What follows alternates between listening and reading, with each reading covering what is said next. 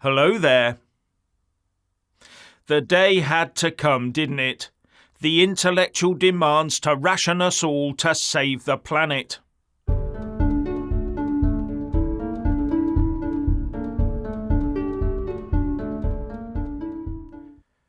One group of academics wants governments to impose rationing on the people in order to save the environment, with researchers from Leeds University saying that World War II-style rationing could be an effective way to reduce carbon emissions.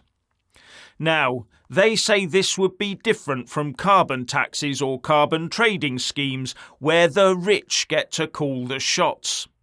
The Leeds scheme is based on the more equitable system of rationing everyone to the same amount of carbon emissions, food or clothes, however wealthy or poor or powerful or lowly they are. And the academics point to the success of rationing during the Second World War, where a combination of rationing and price controls actually saw levels of malnutrition reduce. However, the spivs did do a roaring trade. And I'm sure the rich and powerful today would have a couple of exploitable loopholes built into the system, along the lines of our tax setup, where a few get away with massive tax breaks. Now, rationing wouldn't be brought in immediately. The plan would be to start restricting access to those items that are deemed to be planet killers, while telling us all how wonderful rationing will be for us, possibly touting it as a great way to stay slim and in shape. Initially, governments could regulate the biggest polluters, such as oil, gas and petrol, long-haul flights and intensive farming, creating scarcity in products that harm the planet. Rationing could then be introduced gradually to manage the resulting scarcity with the aim of meeting everyone's basic needs, says Leeds University. But who would be deciding what each of our basic needs are? Artificial intelligence? And there are two ways of operating this ration policy. Policymakers could introduce an all-encompassing carbon allowance, giving out carbon cards, like bank cards, to track and limit usage. Alternatively, governments could ration specifically selected goods, such as flights, petrol, household energy, or even meat or clothing. And one assumes that artificial intelligence will be key to running this new utopia of austerity and rationing.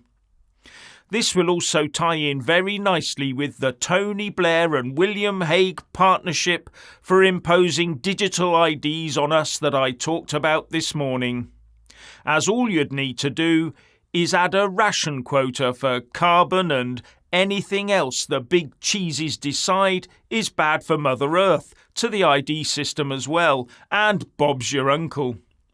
And then you can condition the people into celebrating every reduction in the ration allowance as a victory for the human race, as they starve themselves to death. I'm reminded of a quote from George Orwell's book 1984. It appeared that there had even been demonstrations to thank Big Brother for raising the chocolate ration to 20 grams a week. And only yesterday, he reflected, it had been announced that the ration was to be reduced to 20 grams a week. Was it possible that they could swallow that after only 24 hours? Yes, they swallowed it. And we're being conditioned along those lines right now today. Ready to swallow everything from 15-minute cities to eating bugs and factory-manufactured meat to giving up personal transport and now to rationing. And none of this would be temporary. Oh no, this would be permanent, with ever-increasing controls and widening of rationing imposed on us by a combination of excessive bureaucracy fed through an AI bot. And in this way the government can impose a healthy diet on everyone, so eradicating obesity, and children will grow up knowing no other system. And because our consumption is low, with fewer goods made and less food produced, there would be lower demand for workers and less money flowing through the system. But more of it would need to be taxed to provide the money that the surveillance system would require. And given this would be a permanent situation, what would be the point of earning loads of money if you can't buy anything with it? Unless corruption was rife, and you can bet it would be at the very top. Rationing for the many for the benefit of the few, no doubt. And now let's have a chat about Scottish politics. Over to you, Richard. People of Scotland, wake up. It doesn't matter if you're pro-independence or anti-independence, you need to take a serious look at how your beautiful country and rich culture are being destroyed and remoulded by the woke liberal elites and turned into an unrecognisable dystopian hellhole. Not even Dante could have imagined such a place as what these reprobates are planned to turn your country into. Love her or loathe her, SNP candidate Kate Forbes may no longer be the front runner as party leader because of her Christian beliefs, which are seen by many of her colleagues as incompatible with high office.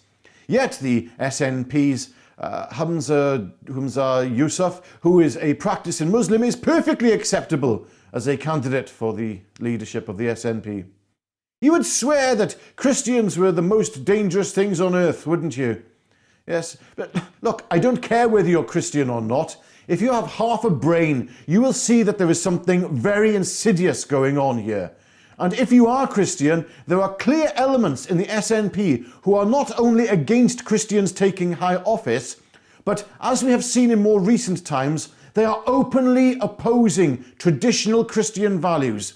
So voting SNP and being a Christian are probably no longer compatible. Any proud Scot with what we will call traditional values must ask themselves if they can, with all good conscience, vote for a party that would so readily ignore their moral values and traditions just for the illusion of independent self-rule, whilst at the same time handing over rules to the capital of wokeism in Brussels. Why is it acceptable for someone of one faith to hold high office, yet somebody of another faith to be pretty much deselected? Have a long hard think on that if you're thinking of voting for the SNP. Scotland the brave, stand up and take back control of your own politics. Then decide if you want to take back control of your own country, because right now your domestic rights are being decided by people with a vision of Scotland and a moral compass that only a fool could share or follow. I very much doubt most Scots supported the SNP over the gender thingy and the utter disregard for women's rights, and have no doubt this woke ideology is growing within all the main political parties. Yes, Labour, the Tories, all of them.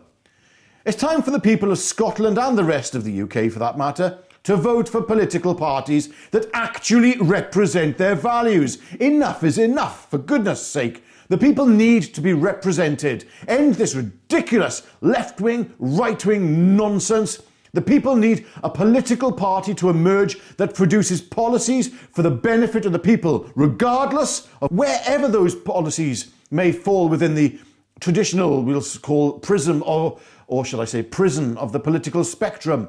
Yes, the people of Scotland need a political party not bound to the old paradigm of left and right politics, and not a party drowning in the sewage of woke ideology coming from Brussels, and definitely not aligned to any wokeism coming from the metropolitan elite entrenched in Westminster. If the people of Scotland want independence, then be independent in your values from Westminster and Brussels as well, for both are fallen.